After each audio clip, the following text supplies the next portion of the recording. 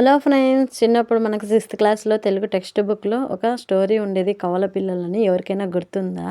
Story ఏంటంటే చాలా ఇంట్రెస్టింగ్‌గా ఉంటుందండి స్టోరీ అనేది.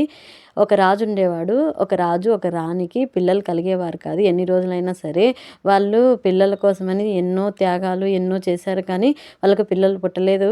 తర్వాత ఒక సన్యాసి వచ్చి ఇట్లా యాగాలు, దానాలు అన్నీ చేపిచ్చి వాళ్ళతోటి యజ్ఞాలు అన్నీ చేపిచ్చిన తర్వాత అన్నీ పూర్తయిన తర్వాత ఒక అమ్మడి అరటిపండు ఇస్తాడు. అదే అండి 2 అరటిపళ్ళనే ఉంటాయి కదా! ఒకటేసారి అతుక్కొని 2 అమ్మడి అరటిపండ్లు ఇస్తాడు. అవి తినమని చెప్తాడు రాణికి, రాజుకి ఇద్దరికీ. చెప్పిన తర్వాత పిల్లలు పుడతారు. ఇద్దరు పిల్లలు పుడతారు రాణికి. పిల్లలు పుట్టిన తర్వాత రాణి అనే ఆమె చనిపోతుంది. చనిపోయినాక ఇద్దరు పిల్లల్ని రాజు పెద్ద చేస్తాడు. బాగా వాళ్ళకి అన్ని విద్యలు చెప్పిస్తాడు. యుద్ధ విద్యలు అన్నీ మొత్తం అంతా నృత్యం నేర్పించడము అన్ని విద్యలు నేర్పిస్తాడు. తర్వాత మిగతా స్టోరీ పార్ట్ 2 చెప్తాను.